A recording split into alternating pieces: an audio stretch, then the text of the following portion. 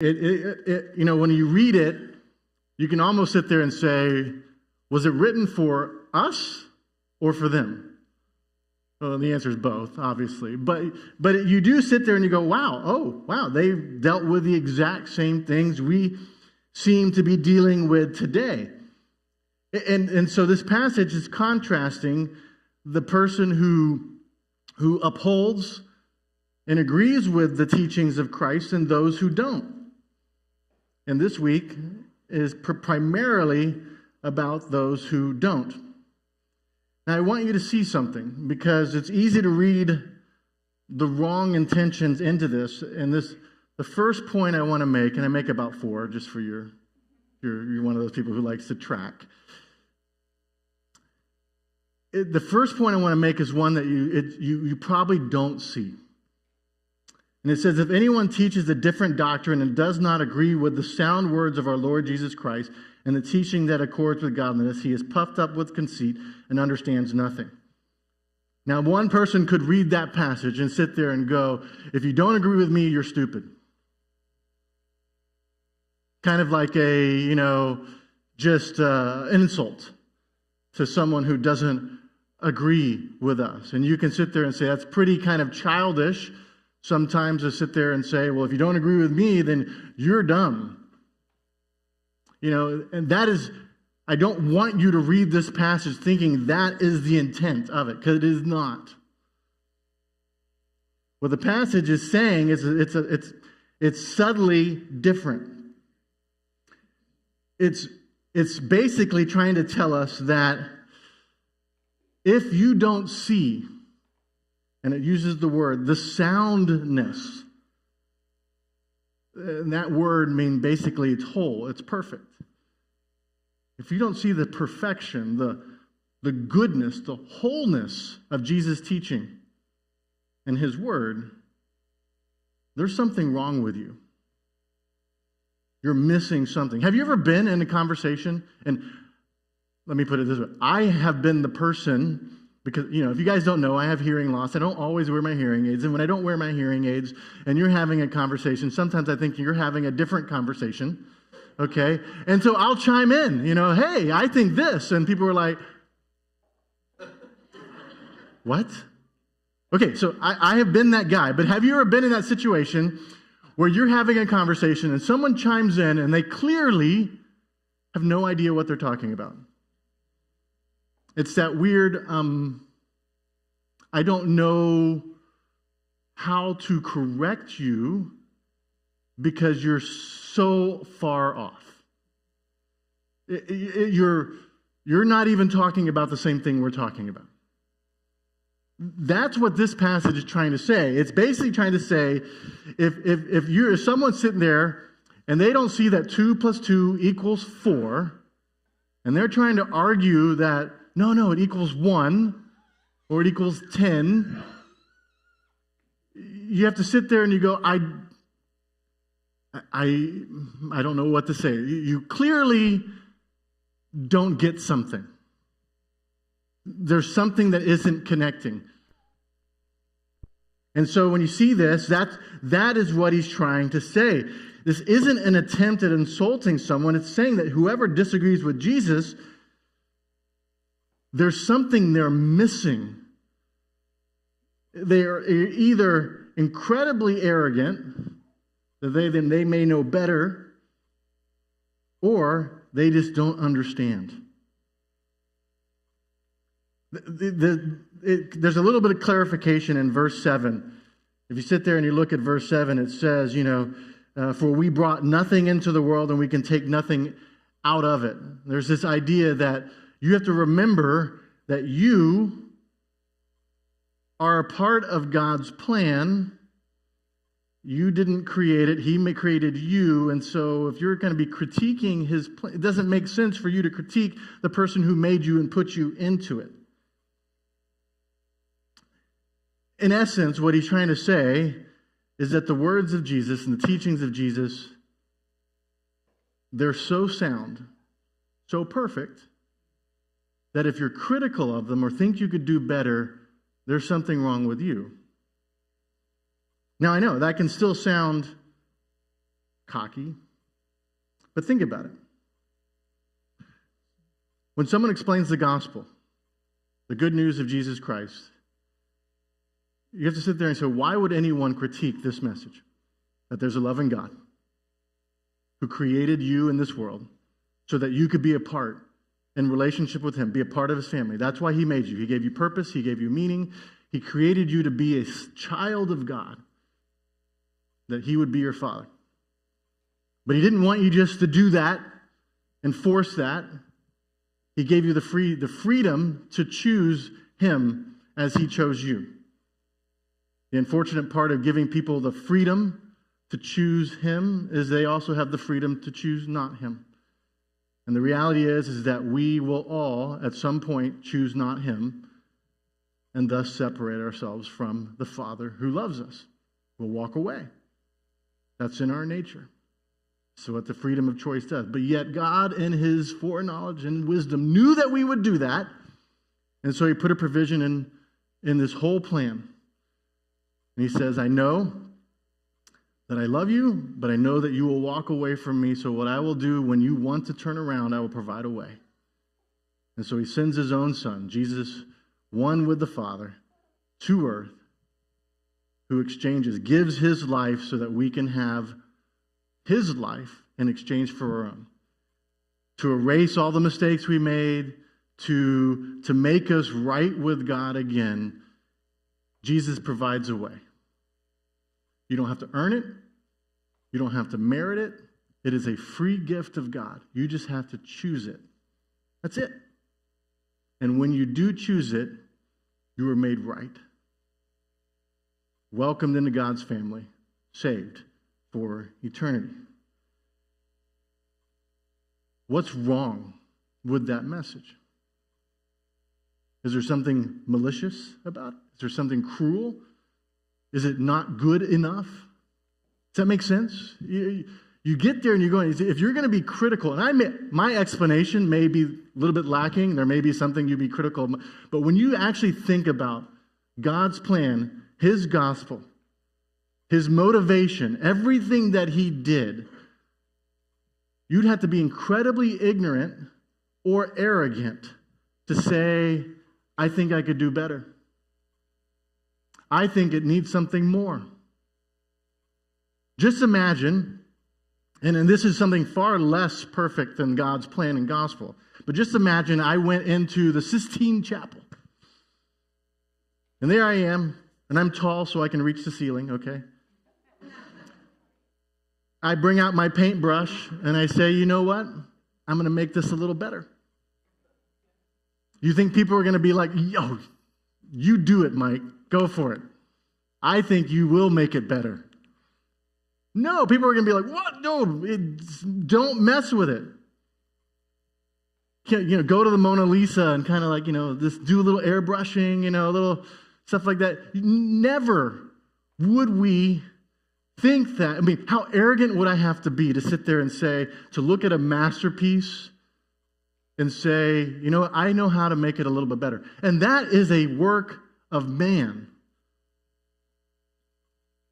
Now we're talking about God's creation, God's plan. And we have people who sit there and say, I could do better. I think I would do this or that and make this little adjustment. You see the point he's making? He's saying, for free with the sound teaching of Jesus, they'd either have to be puffed up with conceit, arrogant, or understand nothing, ignorant. It's not an insult. It is just a statement. And so if someone in this situation who sits there and says, I don't think the plan of God is good, I want to make a gooder plan, that, obviously I know gooder's not a word, but then there's something wrong. This isn't an insult. It's a statement. It's a truth that we should understand and be humble about, to realize that God probably knows what he's doing. His good and perfect plan is something we probably should not critique. Either way, that might be the statement. Unfortunately, that does not stop people from critiquing God's plan, does it? Does not stop people from claiming to know better or have different options. We're in no short supply in our world of people who feel like they could do better than God. So how do you spot that person who feels like they are disagreeing with the sound teaching of Christ? Well, the passage gives us two descriptions of them, two tactics that they use in order to confuse people into believing that they may know better than Jesus does. In verse 4, it says he's puffed up, conceit, understands nothing. He has an unhealthy craving for controversy and for quarrels about words. So those are the two tactics. You just gave them to you. Those are the two tactics that this person will use. They have this desire to use controversy and quarrels about words. Now, and it's not just, no one is immune to controversy, right? No one's immune to arguments about what someone meant by what they said. But I love how it describes it. It's not that they just have them every now and then. It's that they have an unhealthy craving for them. They enjoy it. They use it for their own intentions. When you think about controversy, what does controversy do? How could it possibly be used? Well, you don't have to go very far. And like I said, there's plenty of examples in our world today where if you want attention, what do? Cause a stir. You create controversy, and that is how you get attention in our world. Just think about, here's the problem. There's too many examples. I couldn't begin to point and say, well, this guy and that girl and this guy and that, I couldn't. There's no end.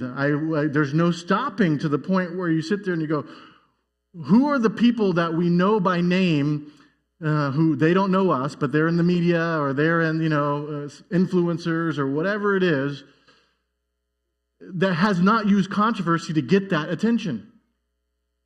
It's very hard to be someone who is a voice of reason to get attention. You've got to say something shocking. And in that shocking, you know what happens? If you're in a room full of people and you say something shocking, everyone's like, what? Silence. Everyone turns and they look and they go, did I just hear what I thought I heard? And now all the attention is on you. And there are people who use that attention. They like it. They want it. There are people who have literally made themselves famous and millionaires by doing nothing but just creating controversy, causing a stir, doing stuff that other people know they shouldn't have done. And here's the weird thing. When you create controversy, let's say you just say something shocking about a divisive issue, there's this weird phenomena that I see more and more, is that you end up getting allies. So let's say, I don't know, you take a subject, vanilla or chocolate, just to kind of, not be controversial. But I say vanilla's the best, you say chocolate's the best. And if I say vanilla's the best, and people who like chocolate are awful people. Well, all the people who love vanilla are going to go, yeah, you're right. Vanilla is better. And if those chocolate people attack you, they're attacking me too. And thus now I have people who've got my back. It's very interesting. Paul did this. Paul in Acts 23 is on trial. He's unfairly on trial. He's being prosecuted for preaching the gospel. And he's on trial in a room full of Jewish leaders, but they're different. There's the Pharisees, and then there's the Sadducees. And so Paul, is a brilliant move. He sits there and says, I'm here because I believe in the resurrection. And he was there for more than that. But he says, you're judging me because I believe in the resurrection. Clearly, he's talking about the resurrection of Christ, but he knew that the Sadducees and the Pharisees disagreed on that subject. Sadducees didn't believe in the resurrection, or any resurrection. Pharisees did. And so they start turning on each other, and it delays the whole trial because he just said, you know what, I'm going to say something striking and shocking. It's going to divide the room, and now they don't care about me as much as they're fighting with each other. And I started it. Twitter is this great place to find people who hate biblical Christianity. And I'm always surprised how many. This has been one of those things that's always been surprising. People throw bombs all the time. They clearly meant to be shocking so that they can get a lot of people kind of like, how dare you, kind of reacting to it. But this is the part that I always notice that's interesting to me, is you'll find that, let's say someone who's critical of biblical Christianity, they'll find themselves an ally in someone who doesn't agree with anything else they believe in, except that they are critical of biblical Christianity. There might be someone who still believes in God. Maybe they're of a different religious background. There might be an atheist, completely believes in no God. There might be someone who is, one walk of life, a whole walk. But it's interesting that it truly is that concept of the enemy of my enemy is my friend kind of thing, which is not true, by the way. All right, just being clear. But that's how we operate. If I disagree with you and you cause, like in this controversy, and I think you're wrong, I will agree with the person. I agree with nothing else about them except that we disagree with you. And now somehow I'm aligned with this person who I have nothing in common with.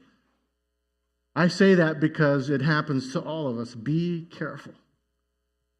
Controversy is a way of people use it for attention and for people to be allied with them who normally would not. So that's one of the tactics they use. The other tactic is they have this unhealthy craving for quarrels about words. I mean, do I need to say anything?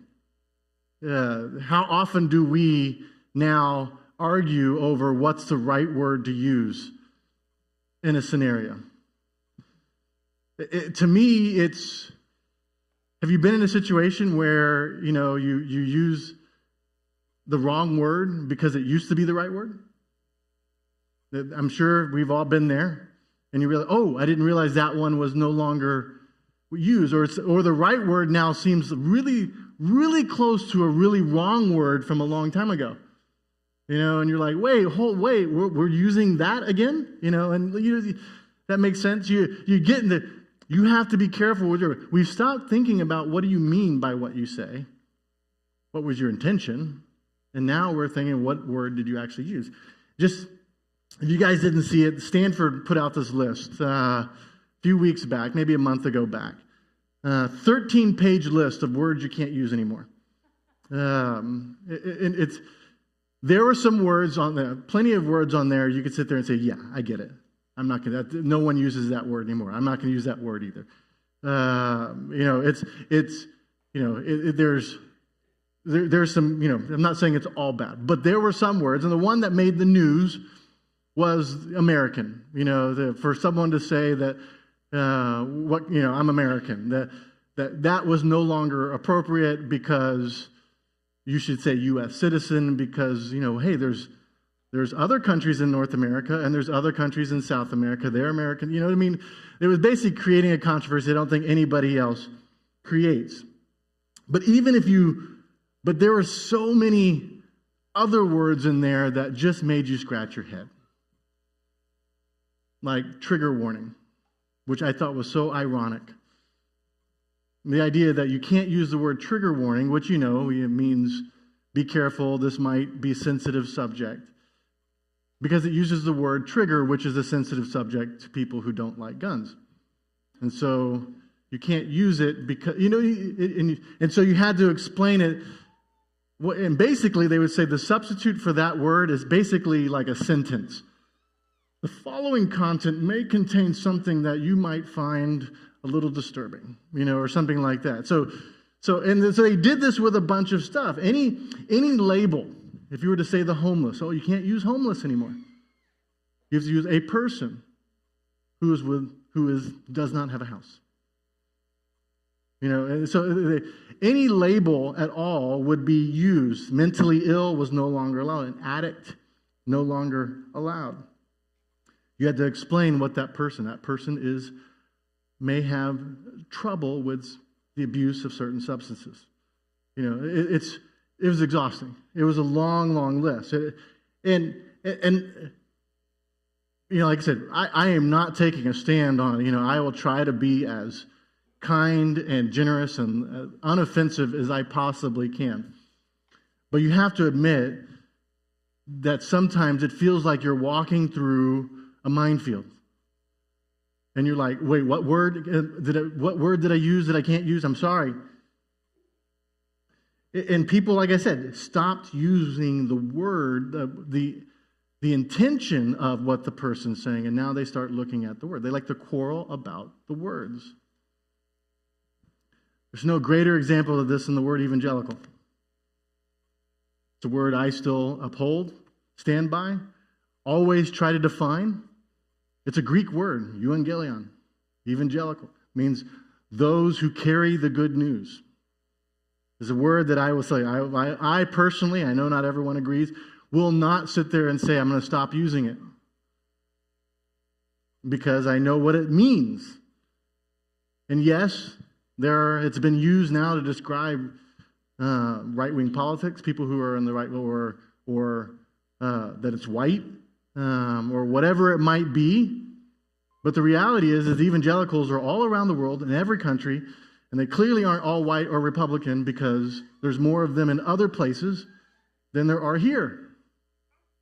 Now, I fully am aware that people have used the word for other means. I get that. And the reality is when I use the word, and like I said, what people will do is they will quarrel about the word.